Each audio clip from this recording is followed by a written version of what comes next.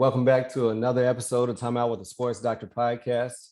I have another phenomenal guest for you today, Mr. Taj Dashaun. He is an author, he is a podcast host, he's a motivational speaker. He's also an athlete transition coach, and also his newest title is husband. So, congratulations on, being a newlywed and living in wedding bliss.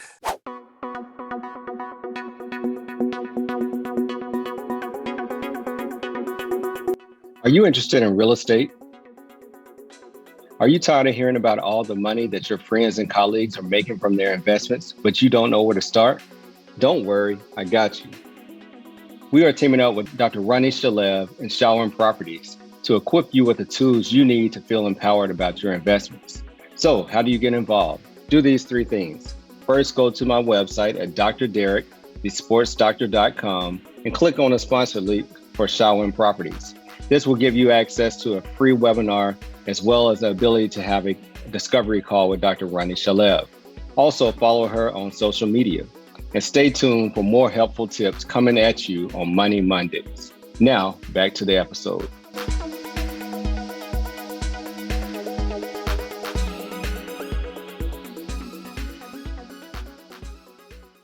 Thank you, Dr. Burgess. I appreciate that, man. Good to be here with you. Got the ring on and everything, man. It's official. I hear you. You passed the test. Yes, sir. Wife's going to be looking for it on that video. So. But yeah, man. So congratulations. So how long has it been now since you got married? Man, it's been about 5 weeks. Yeah. All right. Cool. It's crazy. Cool. It flew by. Yeah. So last time we were talking, trying to schedule this, it was before your wedding. So I know it hadn't been too long. That's right. Yeah, it's fresh, man. It's fresh. Yeah. Well, hey, congratulations, and continue to make the life that you want out of it. So yes, sir. I received that. Thank you. Absolutely. So let's talk about, we know that I mentioned that you're a coach now for athletes transitioning from their sport, but let's talk about your sporting career and your football career and how that led you to college and different things of that nature. Yeah, man. So I always tell people I didn't go to the school I wanted to, but it ended up being a perfect school for me. Went to Stony Brook out on the East Coast, and I wanted to go D1, but I was like, man, Stony Brook, I'm from California. No one had even heard of that. Right. So I went into my college career kind of like, I fell short. And then as I started to mature, I started coming from a place of gratitude. And to make a long story short, which kind of leads into the work I'm doing now, I didn't have the greatest career there. And I felt like I failed when I didn't make it to the NFL, because I just knew, like a lot of athletes, we just know we're going to make it pro. Right. And when I didn't make it, that transition was extremely challenging for me because, my whole identity was wrapped up in being Taj, the football player. And it was kind of compounded, and it made it worse because not only did I not make it, but I didn't even know what I was going to do. I had no idea what my other interests were. I was just like lost with no light at the end of the tunnel because I didn't know where to begin, so yeah. So you mentioned Stony Brook. That's a small private school, right? It is. It's a part of the SUNY system, State University of New York. Yep. They're in the we were in the Big South when I was there. They're in the CAA now. So, they play against like Albany, Villanova, schools like that. So one trade-off, I would say, you were at a small school, but you were at a private school. So I'd imagine maybe the trade-off from being a big name football player is that you probably had more alumni connection and being able to network. Is that true? Man, I wish I could say I had the foresight and the intelligence to be able to do that and network, but I was so focused on ball, which is a critical mistake that many athletes make, as you know, that I wasn't even thinking about life after the game. I think I kind of had this naive mentality that everything would just work itself out the way it always had. So I wasn't networking because I had no idea what I wanted to do. I got a typical basket weaving major, unlike yourself, you became a doctor and everything. Like for me, I was just happy to be there, happy to be on scholarship. There was no networking taking place at all, doctor, to be honest with you. Got you. So let's say, you did your 4 years undergrad, and then what next? Or were you just trying to search for yourself? And tell us about those next couple of years. Search for myself is a great way to put it. And I say that because I couldn't wait. I'm from California. I couldn't wait to go back home. New York was cold. Don't get me Right. wrong. I love some of the people out And it there, wasn't New but York City either, right? man, no, it was Long Island. So, Yeah. but I did spend a lot of time in New York because Yeah. there's a train station on campus at Stony Brook that took you to the. So I blew a lot of my stipend check in the city, unfortunately. But Yeah. but yeah, man. So I was on the first flight back to California and trying to find myself kind of look like being back home in my childhood bedroom, being depressed, watching a lot of Netflix, a lot of drinking, a lot of smoking, a lot of partying. And what I realized in hindsight, what I was doing was trying to numb myself because I felt so low and so lost and almost so hopeless as a young man at that point. You know, I wasn't doing anything productive for quite some time. I was really just kind of feeling sorry for myself, not knowing how to articulate what I was going through. And, you know, I would occasionally apply for jobs, but it was like I didn't even know what I was looking for. So I was just kind of randomly scrolling on Indeed, you know, so very dark times. And I know a lot of athletes go through that exact same thing, especially if there's no one in their corner to help them out during that time. Yeah. So thank you for being transparent, number one, with those struggling times and, you know, mentioning, hey, I didn't even know what to look for. And you were trying to numb yourself through other things, you know. And what was it that you felt that kind of was a light bulb to go off and say, all right, I got to change this? I felt like my life was standing still. And I realized that was weird for me. Like I've always been moving forward. So I was like, well, even though I don't know where I'm going, I can at least make an attempt to cut out the things that are holding me back, the drinking, the partying, you know, sleeping until 11 noon, you know, watching TV all the time. And then isolating myself too. I was very isolated. You know, I have a great family, come from a great background. And I knew I was in a bad place because I was isolating myself from my parents and my younger brother who was living at home at the time too. So the first thing I did was cut out the BS, you know, all the drinking, started working out again, started getting up early, started journaling, started listening to podcasts, started reading again. I fell in love with reading. I had lost that you know how it is being a jock. You just read whatever you can to get by. But really being productive about my self-improvement. And also, like I said, opening up and having dialogue with my family about what I was going through because they knew something was up. It was just a matter of me, even though they didn't understand it because they're not athletes, just being like, hey, this is what I'm experiencing right now. And getting it off my chest went a long way too, you know? Like they say, mama knows, right? So man, mama knows. Right. Yeah, you're trying to hide it. And did you feel like you were a disappointment to them? Is that why you were hiding, or just a disappointment more so to yourself? That's a great question. I'd say a mixture of both, honestly, because it's kind of intertwined, right? I always had the vision of like I was the first person, you know, from that family lineage to go to college, to get like, you know, especially to get a scholarship to go to college. So I checked that box and I'm like, the next step when I really make it is, you know, everybody has a dream of like, I'm gonna buy mama a house, or like, I'm gonna, you know, have all this money to be able to like really make a difference for my family and buy them things and all that type of stuff. So I felt like a failure because I wasn't able to do those things for them. And then I felt like a burden to a degree. It's like, not only am I not able to do those things, but now I'm back home. I'm not bringing any income into the household. I'm just like, back at square one and almost worse than square one before I left from college. You know what I'm saying? So yeah. Yeah. Well, that's, you know, thanks for sharing that. So you mentioned, all right, I started to cut off some of the bad things, sleeping late, drinking, partying, staying up all night. And did you see immediate results, or was it like, okay, I've changed these things, now what? I know a lot of the athletes who listen to the show will be able to understand it wasn't immediate, just like anything else in life. It was a gradual buildup. Like even stuff like working out again, like I had to get back in shape. It was hard for me to run a couple blocks without getting winded, you know? So things started to progress, but the more I learned and just about myself and about the world and about what it means to truly be getting like better every single day, you know, it took some time, but I started to fall in love with almost like I started looking at myself as like a character in a video game, right? Like being my own created player. So that shift for me was like, okay, well, that is the game. It's not about, oh, I have to get here. It's about like, I just wake up and play the game of getting better in some way, shape, or form every single day. I like that.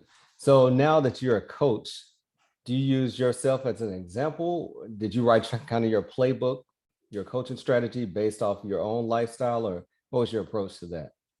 Yeah, that's another great question. So my approach to my curriculum, because, and you know this, especially when it comes to coaching, a lot of it is done in the moment and on your feet. Like you got to be in real time coaching. It's not just like, oh, I came up with this cookie cutter playbook and I'm going to try it on everybody.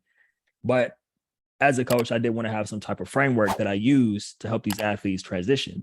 And when I was coming up with that curriculum, I did a couple of things. The first one was I looked at what my experience was and basically wrote it and mapped everything out from the perspective of this is what I needed someone doing for me and walking me through that period. You know, all the things I learned up to that point. And I looked at what did I need someone to tell me? What questions did I need them to ask me? The other thing I did was, like I said, you know, I just got the bachelor's degree. I didn't go for any further education, but I have a lot of people who, you know, I'm connected with who are clinical psychologists and people who work with athletes. And I knew some of that stuff was going to come up. So whenever I run into a situation where it does get, I feel like I might need to tag someone in who's a professional mental health expert, I will do that. But it's even better if I have the expertise going into it so I can handle a lot of it on my own, you know, leading up to that point. So that's how I went about preparing the curriculum and in my approach. And speak to us about mentorship, because you mentioned several times, you know, with us talking mentor, or, you know, what role did you reach out for mentors? Did you know people in your family? How did you identify a mentor once you decided, hey, I want to go down this track? The Sabre training bat is like no other training bat you've ever used before. So the purpose of the Sabre training bat with its modified barrel is so that you can perfectly sequence and get behind the ball, getting the bat on plane sooner, creating less miss hits, more line drives, higher batting averages, and more exit velocity. The Sabre training bat is the #1 training bat on the market. Sabre Bats, the training bat that's going to take you to your best swing.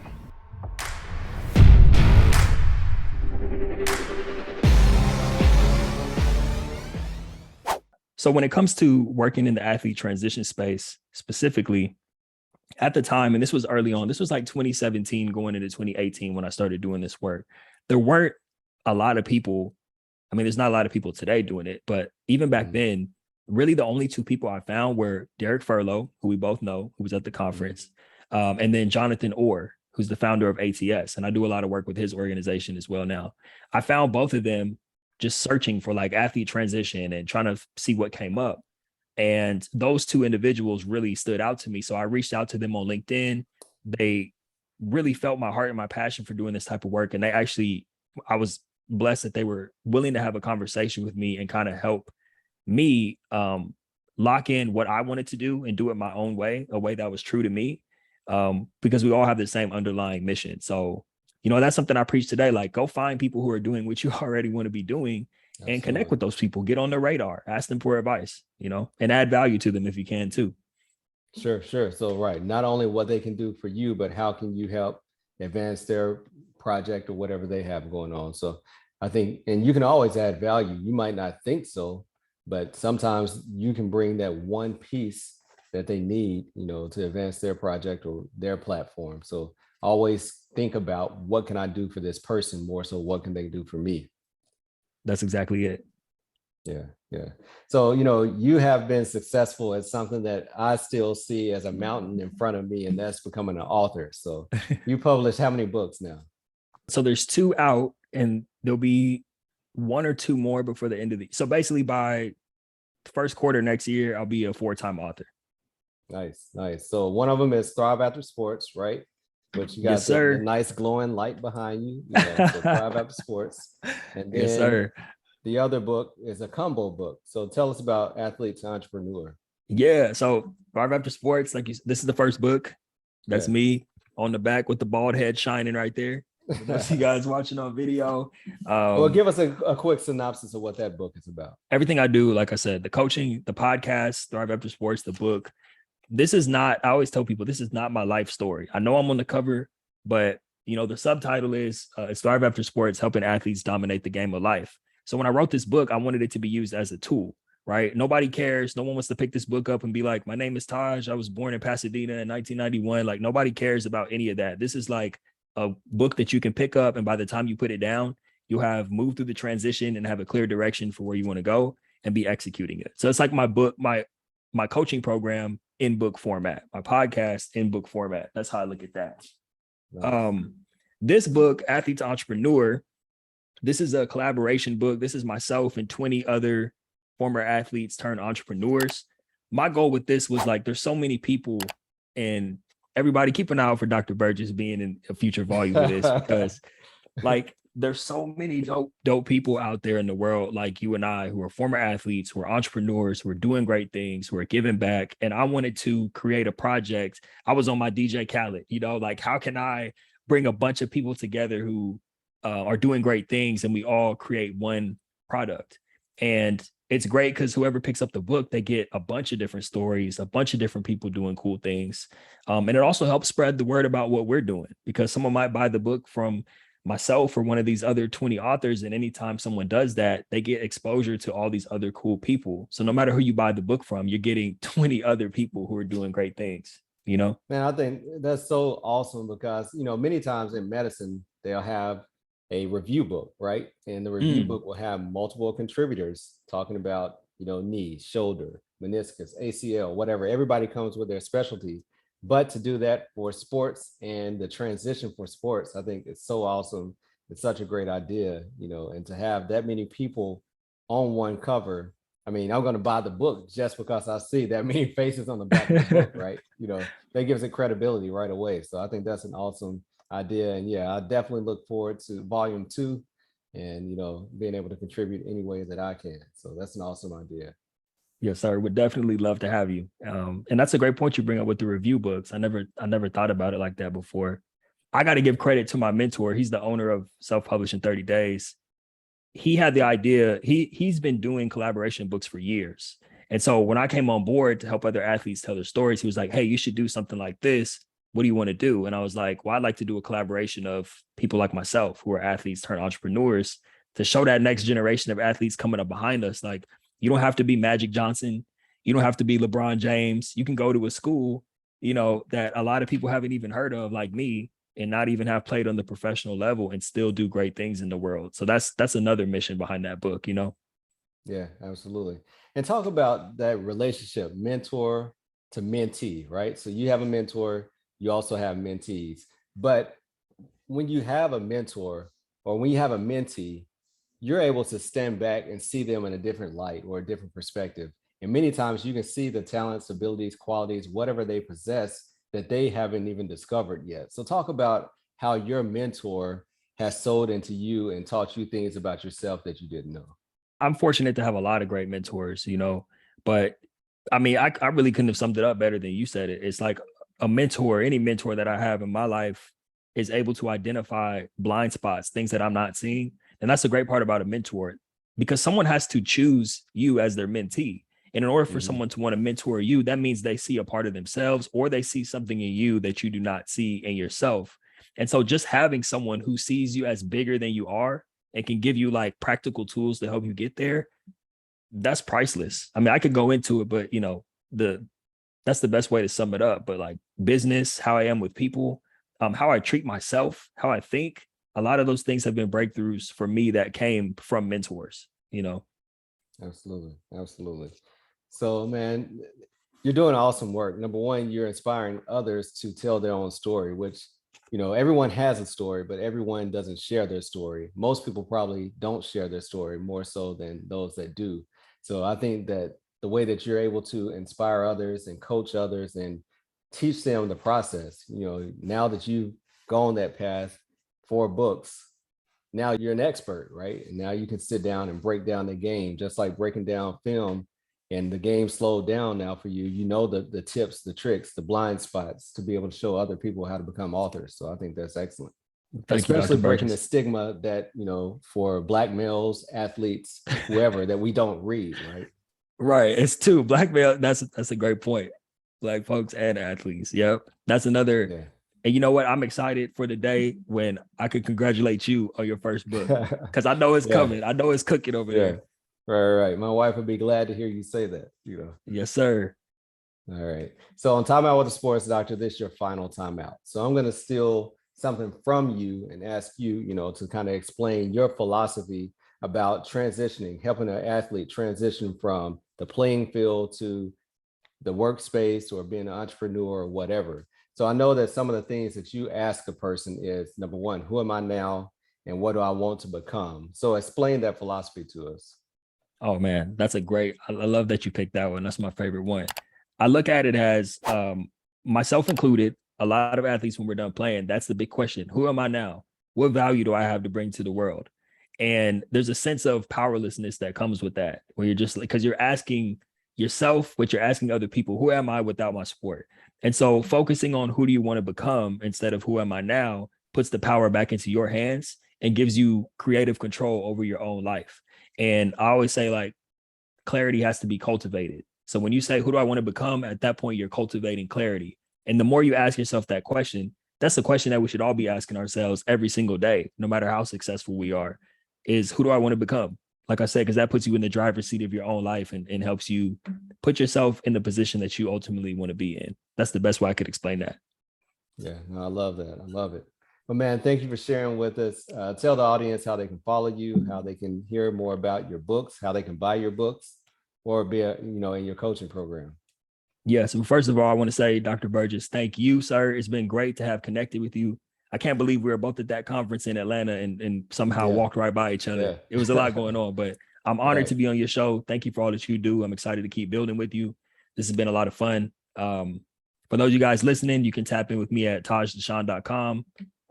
Exactly how it's spelled on the screen or on the episode. All my links to my social media are on the website. You can get the books there. All the links to my podcast are there, no matter what podcast platform you listen on. Yeah, check out Thrive After Sports, the show. Check out the books. Everything you need is at tajdashaun.com. I look forward to connecting with you. Absolutely. Absolutely. And I give you permission to continue to push me until I'm an author. So, hey, don't threaten me with a good time. I got you. Right. I'm going to hit you up tomorrow. Right. Oh, boy. Oh, boy. Say 2 a day, start ASAP. Right. All right, man. Well, I appreciate you coming on. Thank you for sharing your journey with us, and we'll be in touch. All right. Thank you. Thank you for continuing to support this podcast. If you enjoyed this episode, then please leave a 5-star review. And if you haven't done so, subscribe so you continue to get the updated episodes. Until later, peace. Hey, TimeOut with the SportsDr. Keep our head right in the game. We ain't never stopping. You are now tuned in. Trust you don't want to miss. This is where life, sports, and medicine